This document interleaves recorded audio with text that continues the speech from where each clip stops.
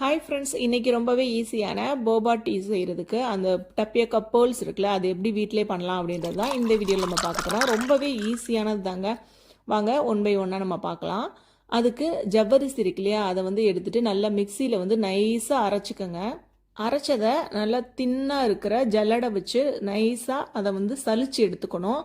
அது கூட cocoa powder வந்து ஒரு 1.5 டீஸ்பூன் போட்டுக்கோங்க. அதை நல்லா மிக்ஸ் பண்ணிக்கலாம். அது கூட சர்க்கரை வந்து நான் பொடிச்சு வச்சுருக்கேன், அதையும் சேர்த்துட்டு நல்லா மிக்ஸ் பண்ணிக்கலாம்.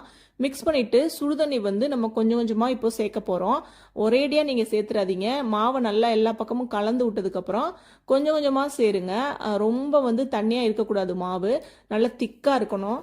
பூரிக்கெலாம் நம்ம மாவு பிசையும் போது நல்லா திக்காக வந்து எண்ணெய் குடிக்காமல் இருக்கிறதுக்காக பிசைவோம்ல, அது மாதிரி பிசைஞ்சிட்டு இந்த மாதிரி குட்டி குட்டியாக உருண்டையாக உருட்டிக்கங்க. உருட்டிட்டு சின்ன சின்னதாக இந்த மாதிரி ரவுண்டாக வந்து நம்ம பால்குள் கடைக்கெலாம் பண்ணுவோம்ல, அந்த மாதிரி நமக்கு எந்த அளவு வேணுமோ அந்த அளவு உருட்டி உருட்டி எல்லாத்தையும் ரெடி பண்ணி எடுத்துக்கலாம். இப்போ இதை வந்து நம்ம நல்லா கொதிக்கிற தண்ணியில் போட்டு நல்லா குக் பண்ணுங்க.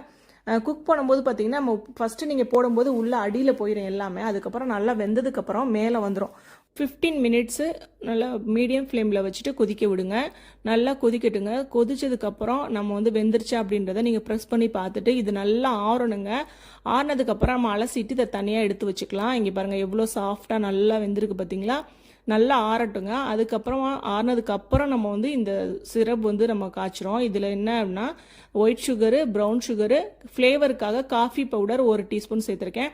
அது நல்லா தண்ணியில் கரைஞ்சி இந்த மாதிரி கொதிக்கும் போது பார்த்திங்கன்னா நம்ம ஆற வச்சுருக்கோம் இல்லையா அந்த டப்பியோக்கா பேர்ல்ஸ், அதை போட்டு இதில் வந்து நல்லா வந்து கொதிக்க விடுங்க.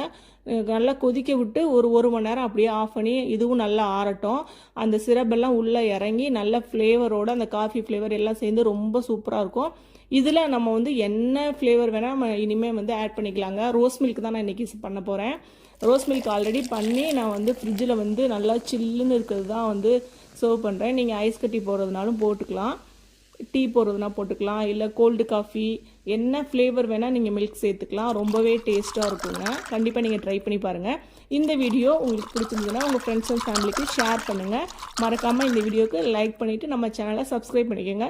இதை விட ஈஸியான ரெசிபியில் நெக்ஸ்ட் வீடியோவில் பார்க்கலாம். பாய்.